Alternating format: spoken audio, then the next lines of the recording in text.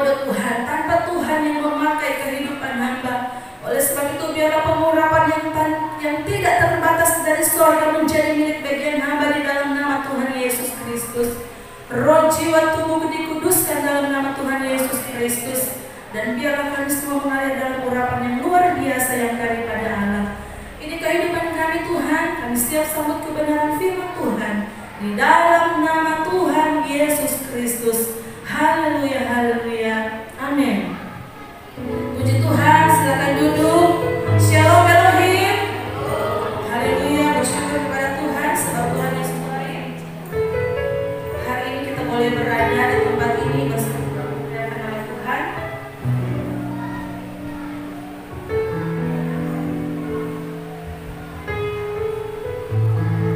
Dan terima kasih buat kesempatan yang diberikan untuk melayani pekerjaan Tuhan saat ini.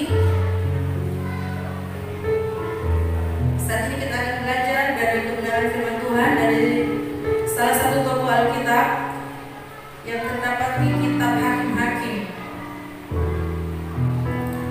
Kitab Hakim-Hakim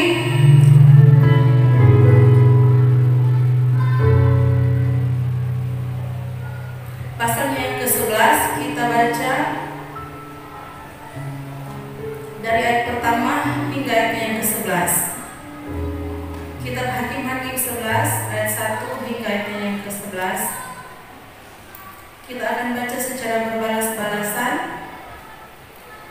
Saya akan membaca ayat yang berangka ganjil dan jemaat Tuhan, Bapak Ibu Saudara sekalian membacakan ayat yang berangka genap. Jika sudah dapat semua, katakan amin. Kita mulai. Yefta dan Gilead. Adapun Yefta orang Gilead itu adalah seorang pahlawan yang gagah perkasa, tetapi dia anak seorang perempuan sundal. Ayah Yefta ialah Gilead. Juga istri Gilead melahirkan anak-anak lelaki baginya. Setelah besar anak-anak istrinya ini, maka mereka mengusir Yefta, katanya kepadanya, "Engkau tidak mendapat memiliki saudara dalam keluarga kami, sebab engkau anak dari perempuan lain." Maka larilah Yefta dari saudara-saudaranya itu dan diam di tanah Tob. Di sana berkumpulah kepadanya petualang-petualang yang pergi merampok bersama-sama dengan dia. Beberapa waktu kemudian, Bani Amon berperang melawan orang Israel. Dan ketika Bani Amon itu berperang melawan orang Israel, pergilah para tua-tua Gilead menjemput Yefta dari tanah Tob. Kata mereka kepada Yefta, "Mari, jadilah panglima kami, dan biarlah kita berperang melawan Bani Amon." Tetapi kata Yefta kepada para tua-tua Gilead itu, "Bukankah kamu sendiri membenci aku dan mengusir aku dari keluargaku? Mengapa kamu datang sekarang kepadaku pada waktu kamu terdesak?" Kemudian berkatalah para tua-tua Gilead kepada Yefta, "Memang engkau datang kembali sekarang kepadamu, ikutilah kami dan berperanglah melawan Bani Amon, maka engkau akan menjadi kepala atas kami, atas seluruh penduduk Gilead."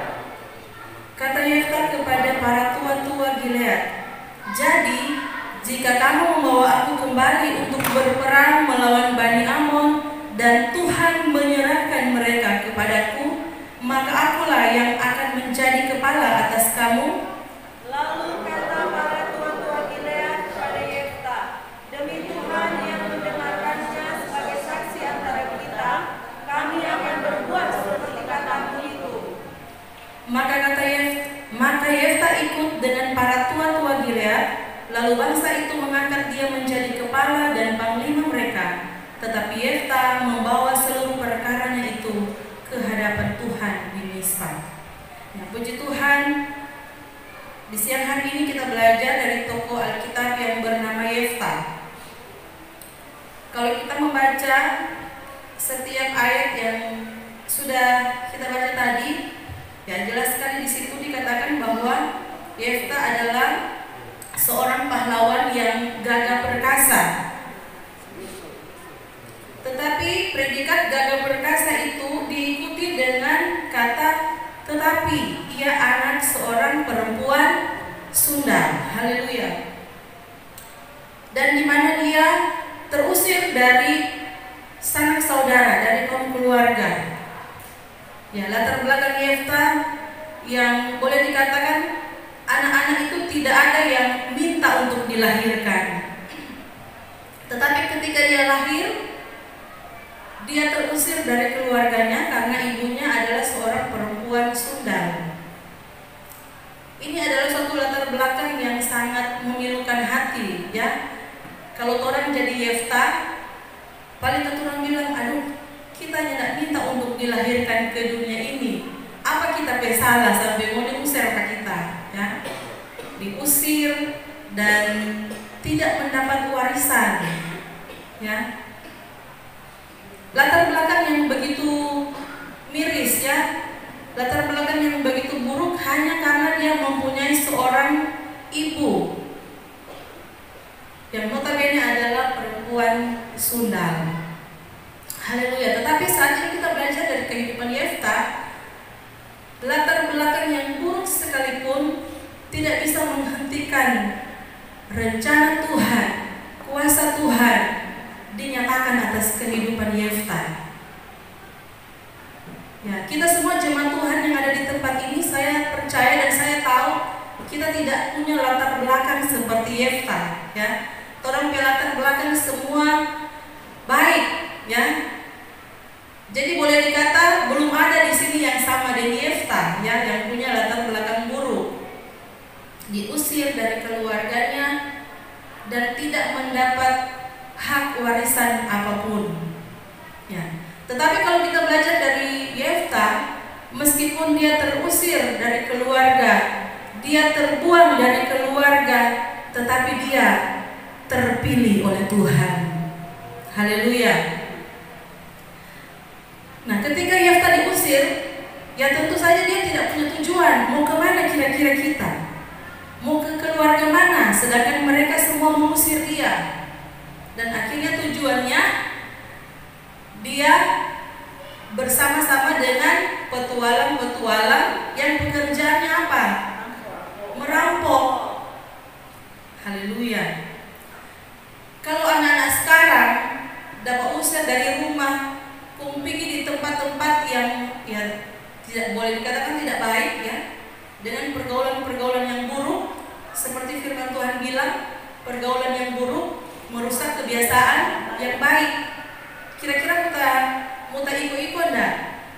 Ya, kalau sama-sama dengan orang teman-teman pemabuk, ya, sama-sama dengan teman-teman mencuri, ya, menyambung, lama-kelamaan pasti akan tak ikut.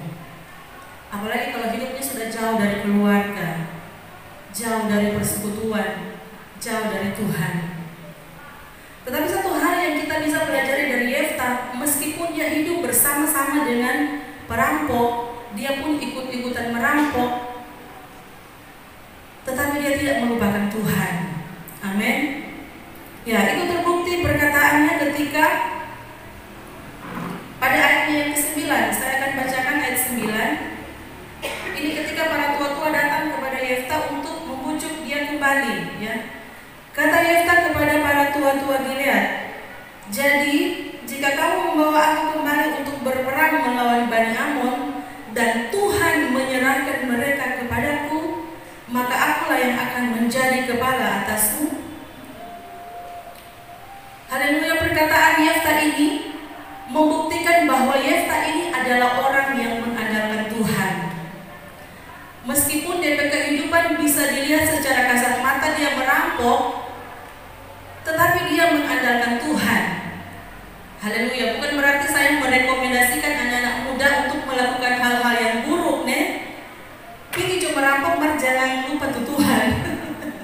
Tidak seperti itu.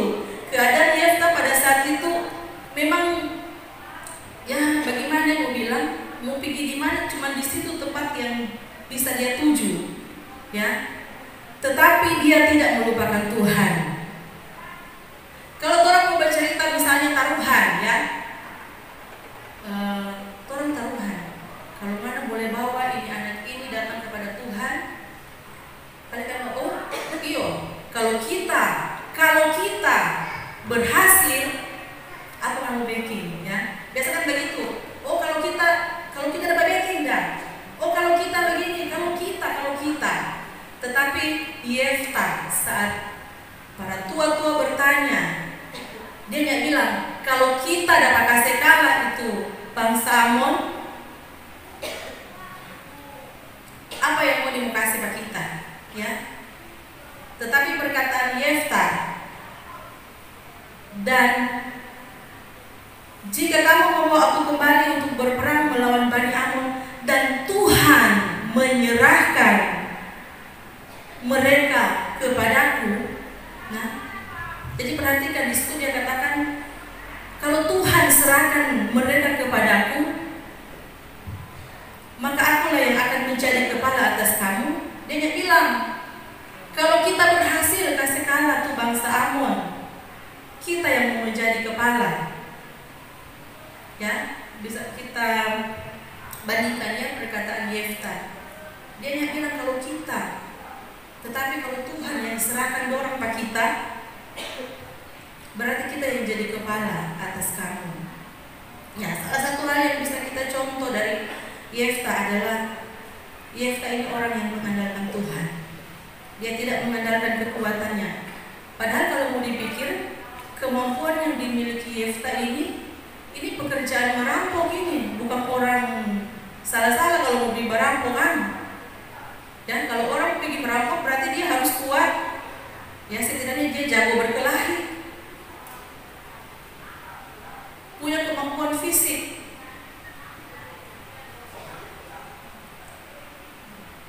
Tetapi dia katakan kalau Tuhan yang serahkan dorang pak kita, bukan bilang kalau kita yang berhasil mengalahkan dorang. Haleluya. Ya. Jadi hal yang kita pelajari dari Yefta adalah dia hidup mengandalkan Tuhan. Meskipun dia hidup di kumpulan, di tempat-tempat yang tidak memuliakan Tuhan, ya, dia hidup di tempat yang tidak mengenal Tuhan, tetapi dia tetap mengandalkan Tuhan dalam kehidupannya. Dan hal yang bisa kita pelajari dari Yefta, dia tidak menyimpan dendam. Biasa tuh kalau sudah mau usir, mau nih nanti so terdesak baru mau datang pak kita. Biarkan yang mau kalah babang Amon, ya. Ya, Yefta tidak menyimpan dendam. Dan kalau kita lihat di ayat 11 tadi, bagian akhir di situ dikatakan bahwa tetapi Yefta membawa seluruh perkaranya itu ke hadapan Tuhan di Mizpah. Ini membuktikan sosok seorang Yefta adalah sosok seorang yang hidup bergantung kepada Tuhan. Dia selalu membawa perkaranya di hadapan Tuhan. Ya, dia tidak marah ke Tuhan. Dia tidak kecewa ke Tuhan meskipun dia tertolak dari kaum keluarganya. Haleluya.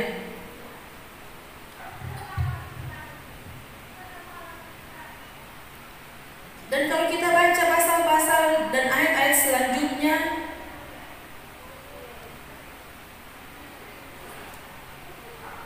dikatakan bahwa di ayatnya yang ke-29 dikatakan di situ bahwa roh Tuhan menghinggapi Yefta. Haleluya. Kalau orang baca di ayat 29.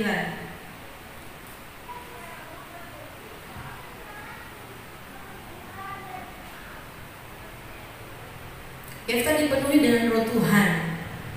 Dan hal lain yang kita pelajari pada tokoh Yefta adalah Yefta ini adalah orang yang menepati janji. Ya, orang tahu bersama ketika Yefta kembali dengan para tua-tua di Gilead, dan ketika dia mau berperang melawan bangsa Amon, dia bernasar. Toh, apa kau tadi bernasar? Orang yang pertama kali menjumpai dia pada waktu dia keluar, itu yang akan dia bukan orang kan, yang pertama kali yang menyongsong dia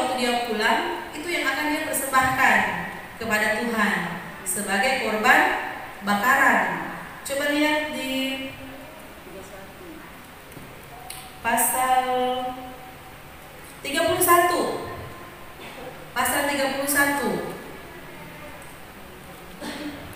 Maka apa yang keluar dari pintu rumahku untuk menemui aku pada waktu aku kembali dengan selamat dari Bani Amon, itu akan menjadi kepunyaan Tuhan, dan aku akan mempersembahkannya sebagai korban bakaran. Dan yang pertama kali keluar untuk menjemput dia adalah anaknya perempuan. Haleluya. Dan Yefta bersedih. Dia bilang, aduh kasihan, ngana ini sobeking sedih pak kita anak.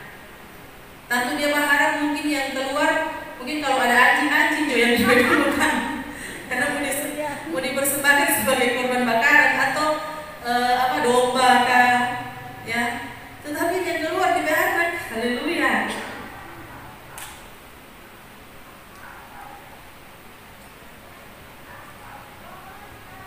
Tapi kita baca ayat-ayat selanjutnya bahwa Yefta tetap mempersembahkan anaknya di hadapan Tuhan. Entahkah dia dipersembahkan sebagai korban bakaran atau dipersembahkan sebagai pelayan perempuan yang ada di kemah suci waktu itu, ya, karena kan Tuhan tidak menghendaki orang mempersembahkan anaknya sebagai korban. Kalau orang bisa baca itu di kitab Ulangan kalau tidak salah, kalau kita lihat di ayat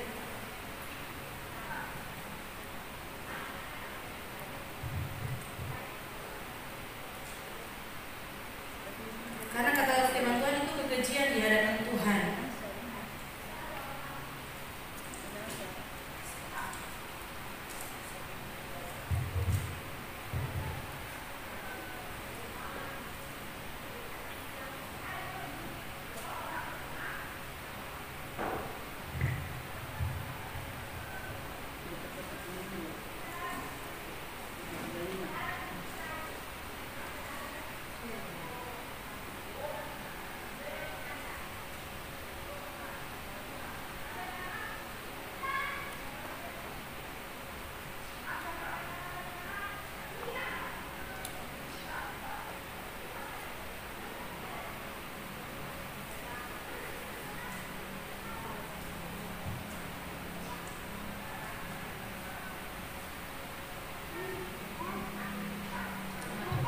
Ulangan pasal 18 ayat 10.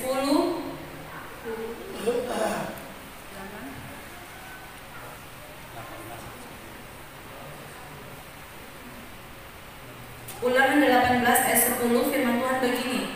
Di antaramu janganlah didapati seorang pun yang mempersembahkan anaknya laki-laki atau anaknya perempuan sebagai korban dalam api. Haleluya. Jadi sebenarnya Tuhan tidak menghendaki ini. Dan kalau kita baca di ayat 12 dikatakan sebab setiap orang yang melakukan hal-hal ini adalah kekejian bagi Tuhan. Haleluya. Jadi saya tidak tahu apakah anak Yefta ini benar-benar dipersembahkan sebagai korban bakaran ataukah dia dipersembahkan kepada Tuhan sebagai pelayan Tuhan di kemah suci. Karena kan kalau kita belajar di pembacaan ada perempuan-perempuan yang melayani di kemah suci, dan perempuan-perempuan ini tidak pernah berhubungan dengan laki-laki. Jadi kalau mau dibilang saat ini dia sedorong sama dia biarawati begitu. Karena anak Yefta ini dia meminta untuk diberikan waktu selama 2 bulan untuk menangisi kegadisannya. Haleluya. Jadi poin yang kita belajar dari Yefta adalah bahwa Yefta ini adalah seorang yang menepati janjinya. Apa yang diucapkan mulutnya sama dengan apa yang dia lakukan. Haleluya.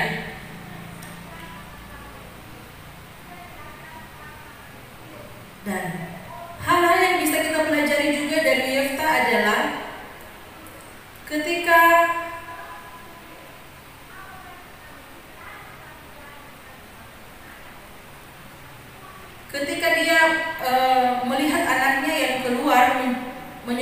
dia. Ayat 35 tadi pembacaan kita dalam Hakim-Hakim 11. Demi dilihatnya dia dikoyakkanlah bajunya sambil berkata, "Ah anakku, engkau membuat hatiku hancur, luluh, dan engkaulah yang mencelakakan aku. Aku telah membuka mulutku bernasar kepada Tuhan, dan tidak dapat aku mundur." Ya. Ayat 36 berkata demikian, tetapi jawabnya kepadanya, ini jawab anak perempuan Yefta, "Bapa, jika engkau telah membuka mulutmu bernasar kepada Tuhan, maka perbuatlah kepadaku sesuai dengan nasar yang kau ucapkan itu, karena Tuhan telah mengadakan bagimu pembalasan terhadap musuhmu, yakni Bani Amon itu." Haleluya. Kalau bisa kita pelajari, Bapak Ibu Saudaraku, Yefta ini adalah orang tua yang berhasil mendidik anaknya. Amin. Ya, tidak gampang Bapak Ibu Saudara mempersembahkan itu anak. Haleluya. Apalagi nasar diri sendiri bernasar. Oh Tuhan. Kita membayangkan kan. Kontrol anak perempuan begitu terus bernasar, Tuhan ya. Tetapi ini anaknya tidak bilang, Bapak suka tidak, masalah kita jadi korban makanan. Yang ada itu domba, lembu, sapi, apa kek mau jadi korban makanan. Kok kita Bapak mau kasih? Haleluya. Anaknya bilang, ya kalau Bapak sudah bikin begitu, kita mau bikin apa? Ya. Dia adalah orang tua yang berhasil mendidik anaknya. Haleluya. Karena anaknya tidak berbantah. Kalau orang anak sekarang jangankan mau suruh beli babi hijau, mama kita lihat ukuran kita terus. Baru tadi ganti ya, mama bisa yang ukuran kita. Toh ini bayangkan, coba bayangkan dulu, seandainya kita ya tapi anak, oh Tuhan kalau boleh jangan kasih. Tuhan boleh kita kasih batal, kita penazar. Haleluya, anak ini Tuhan. Haleluya. Tetapi DP anak itu dengar-dengaran. Itu menandakan bahwa Yefta berhasil mendidik anak-anaknya. Ya, Yefta berhasil mendidik anaknya. Karena tanpa sepatah kata pun dia menolak atau membantah ayahnya. Dia cuma minta apa? Kasih waktu Pak kita 2 bulan tuh untuk menangisi kegadisannya bersama-sama di bawah teman-teman. Pergi di gunung-gunung. Kalau rupa sekarang healing dulu kita Papa. Haleluya, puji Tuhan. Ya, Yefta seorang yang terbuang dari keluarganya, tetapi dia pribadi yang luar biasa yang patut kita contohi dalam kehidupan kita sehari-hari. Haleluya. Dan dikatakan bahwa Yefta ini adalah seorang pahlawan yang gagah perkasa. Karena ketika dia berperang melawan Bani Amon, firman Tuhan mengatakan bahwa dia menimbulkan kemenangan besar. Haleluya. Jadi bukan cuma sekedar kemenangan, tetapi firman Tuhan mengatakan kemenangan besar. Haleluya. Karena apa? Karena dia selalu membawa perkaranya di hadapan Tuhan. Ya. Yefta orang yang tidak pernah melupakan Tuhan. Meskipun secara pengalaman punya skill ini, mau perampok no. Haleluya, kita gampang. Perampok itu kan bukan orang yang lepe-lepe. Haleluya. Tetapi dia tetap membawa perkaranya di hadapan Tuhan. Ya. Sehingga Tuhan membuat dia berkemenangan.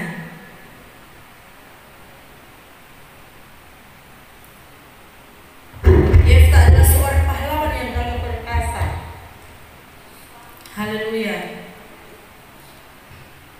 Dan poin lain yang bisa kita pelajari dari tokoh Yefta adalah, Bapak Ibu Saudara, ketika kita membaca dari pembacaan kita tadi pasal 11, kalau orang baca di ayat 12 sampai ayat 28 yang perikop Yefta dan Bani Amon ini kan dari Bani Amon bilang, kasih pulang orang milik pusaka, mau ada rampas, ya.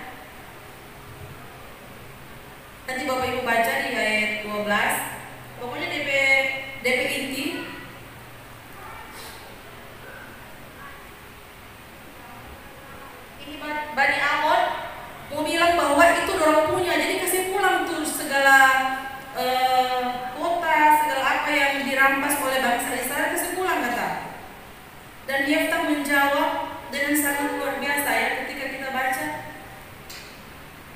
kita bilang luar biasa. Ini Yefta ini termasuk kira-kira dan dia masuk di bangsa Israel angkatan pertama yang keluar dari Mesir, ataukah dia angkatan selanjutnya? Ya, angkatan selanjutnya. Karena angkatan yang pertama kan cuman Yosua dan Kaleb yang masuk. Tetapi dia, kalau orang membaca Yefta ini dia menjelaskan kepada raja orang Amon kan, Bani Amon, bagaimana dari perjalanan sejarah sampai tanah itu menjadi milik kepunyaan Israel. Ya, dia bilang orang sudah minta izin mau lewat, tetapi tidak diberi izin, makanya orang berputar mengikuti padang gurun. Ya, ketika orang lewat bangsa ini menyerang, makanya orang berperang sampai orang kasih kalah pada orang ambil orang harta kepunyaan. Ya, kita bilang, oh berarti Yefta ini dia suka mempelajari dari sejarah seperti apa para pendahulunya, ya, karena dia bisa menjawab dengan baik ketika Raja Amon mau mengaku-mengaku, kasih pulang, ini orang pihak, kasih pulang 4 orang. Dia bilang, tunggu dulu, ini DP cerita begini. Meskipun dia bukan angkatan pertama yang keluar dari tanah Mesir, tetapi dia tahu DP sejarah luar biasa. Nah, orang ini sudah 14 tahun kalau Tuhan berkenan. Tadi kita dapat ingat begini, orang 14 tahun dari gereja lama pindah di gereja baru. Ada yang ingat kira-kira tahun berapa orang pindah di gereja sini?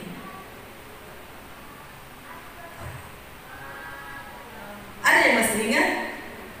Kita disuruh lupa. Kita lupa Tuhan.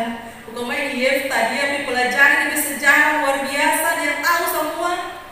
Kita bilang orang ini baru berapa tahun lalu ini, kita sudah lupa tahun berapa orang pindah di sini. Pasti, tapi setidaknya yang kita ingat antara 2017 dan 2018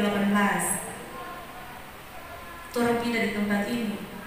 Mau bagaimana di sejarah dari orang 1 tahun gereja ini, ada yang masih ingat? Orang 1 tahun di mana kira-kira di Ketamba?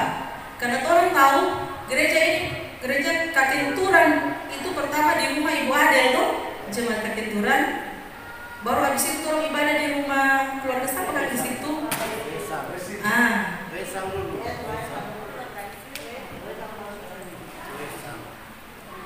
Ada kira-kira yang mengingat dengan jelas Bapak Ibu perjalanan jemaat Alfa Omega Kakenturan?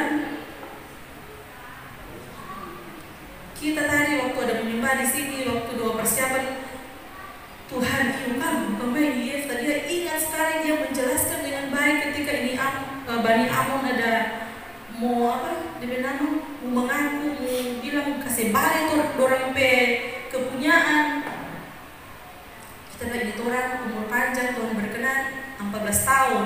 Masa lupa ini tahun berapa orang di gereja ini, tahun berapa orang pindah di gereja sini. Haleluya, puji Tuhan. Ya, memang orang mesti perlu belajar di trompet sejarah ya. Setidaknya ada di trompet sejarah latar belakang di gereja ini, tahun berapa dia ada, ya, dengan perjalanan sampai di usia kalau Tuhan berkenan 14 tahun, ada berapa trompet, anggota jemaat. Haleluya, puji Tuhan. Tetapi itu memang tidak terlalu penting, tetapi orang harus tahu itu Bapak Ibu Saudara. Haleluya. Kedepannya trompet anak-anak muda ini mesti tahu. Kalaupun mau tanya pada orang tahun berapa orang pindah di sini, pasti orang ini tahu. Dan orang tua dia lupa tahun berapa kok orang pindah di sini. Haleluya. Tetapi satu hal kita tidak melupakan visi misi Tuhan yang ada pada orang. Ya, ketika orang ada di tempat ini, apa maksud Tuhan itu jangan orang lupa. Haleluya. Orang membawa banyak jiwa datang kepada Tuhan di tempat ini, memenuhi tempat ini dengan umat-umat Tuhan yang datang dengan bersungguh-sungguh hati di hadapan Tuhan, itu jangan orang lupa. Ya, itu terus menjadi pekerjaan PR buat orang ya, untuk terus semangat melayani pekerjaan Tuhan, untuk terus semangat mencari jiwa bagi Tuhan. Nah, luar biasa di Yefta. Saya baca di ayat 12 sampai 28, dia jelaskan bagaimana sampai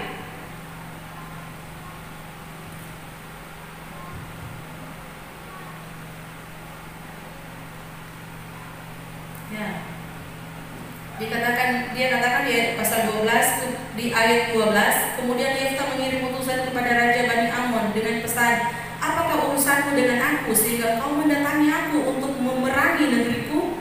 Jawab Raja Bani Amon kepada utusan Yefta, orang Israel ketika berjalan keluar dari Mesir telah merampas tanahku dari sungai Arnon sampai ke sungai Yabok dan sampai ke sungai Yordan.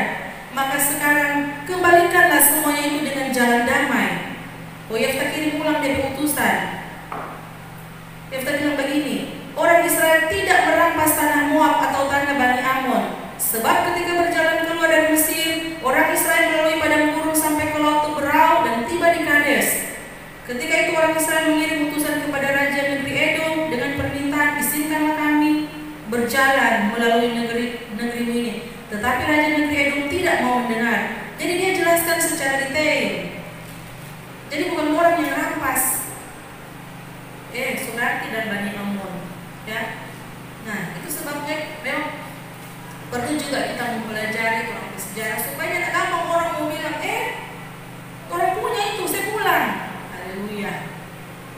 Jadi hal yang bisa kita pelajari dari Yefta, meskipun dia adalah angkatan berikutnya dari bangsa Israel, dia bukan angkatan pertama yang keluar, tetapi dia tetap mempelajari, ya.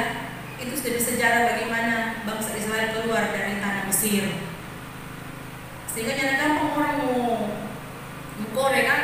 Haleluya, karena dia tahu dari sejarah, dia tahu dari cerita begini, ya. Puji Tuhan. Dan hal lain yang kita pelajari dari Yefta adalah Yefta ini dikatakan sebagai pahlawan iman. Haleluya. Ya, bisa tolong buka di kitab Ibrani.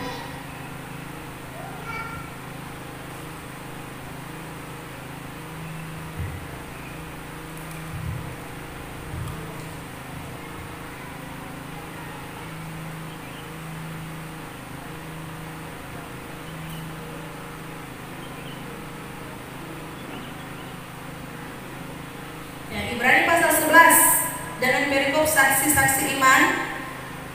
Di situ orang menemukan nama Yefta ada tercatat, ya, pada ayatnya yang ke-32. Ibrani pasal 11 ayat 32. Di situ berkata, dan apakah lagi yang harus aku sebut? Sebab aku akan kekurangan waktu apabila aku hendak menceritakan tentang Gideon, Barak, Simson, Yefta, Daud, dan Samuel, dan para nabi. Haleluya. Yefta seorang anak yang terbuang, tetapi namanya dicatat sebagai pahlawan iman. Seorang anak dari latar belakang yang tidak baik, dari punya ibu seorang perempuan sundal, tetapi namanya tercatat sebagai pahlawan iman bersama-sama dengan tokoh-tokoh Alkitab yang luar biasa. Ya, ada Daud di situ. Ya, ada Samuel. Haleluya. Jadi latar belakang yang buruk ketika kita hidup di hadapan Tuhan, ketika kita hidup mengandalkan Tuhan, ketika kita senantiasa menyerahkan segala perkara kita di hadapan Tuhan, maka kuasa Tuhan pasti akan dinyatakan bagi kita. Sedangkan latar belakang buruk Tuhan sudah pakai. Haleluya. Tetapi Bapak Ibu Saudara, Tuhan tidak memerlukan kesempurnaan untuk memakai umatnya. Kalau Tuhan cari yang sempurna, tidak ada satupun manusia yang punya potensi untuk dipakai oleh Tuhan. Amin. Kalau sesempurna Tuhan yang mencari orang sempurna untuk melayani Tuhan, karena tidak ada manusia yang akan dipakai Tuhan. Tidak ada manusia yang sempurna. Haleluya. Jadi apapun latar belakang kita saat ini, mari kita tetap menaruhkan pandangan kita di hadapan Tuhan. Apapun masalah yang kita hadapi saat ini, mari tetap kita mengandalkan Tuhan.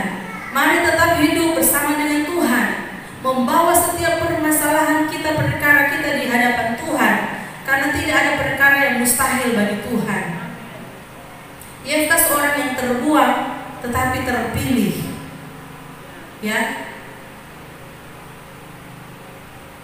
orang ini tidak terbuang, orang ini tuh yang ada yang jemaat kakek turunnya ada tuh yang anak yang dibuang dari keluarga, yang tidak ada, yang terbuang.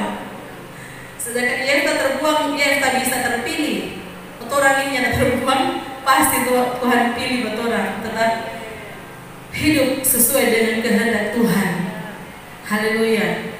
Mari kita mencontoh tokoh Yefta, tokoh yang luar biasa. Meskipun dia mengalami tantangan, kepahitan, sesuatu yang tidak mengenakan, Bapak Ibu Saudara, terbuang dari keluarga, ya diusir dari rumah, tetapi tidak membuat dia meninggalkan Tuhan, melupakan Tuhan.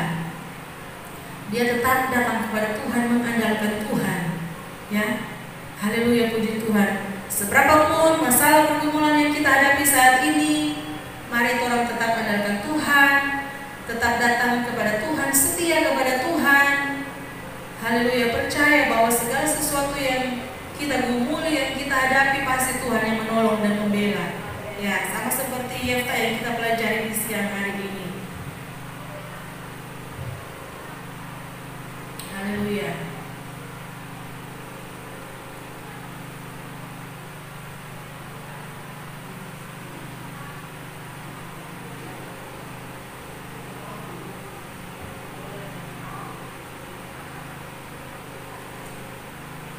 Ya, puji Tuhan Bapak Ibu Saudara, demikianlah kebenaran firman Tuhan yang bisa saya bagikan siang hari ini. Dan biarlah kebenaran firman Tuhan ini terus memberkati kehidupan kita. Ketika kita melangkah di hari-hari tengah-tengah dunia yang semakin jahat ini, kita tetap ingat kepada Tuhan. Menyerahkan segala permasalahan kita, perkara kita kepada Tuhan. Sebab Tuhan yang berdaulat atas kehidupan kita. Puji Tuhan, shalom.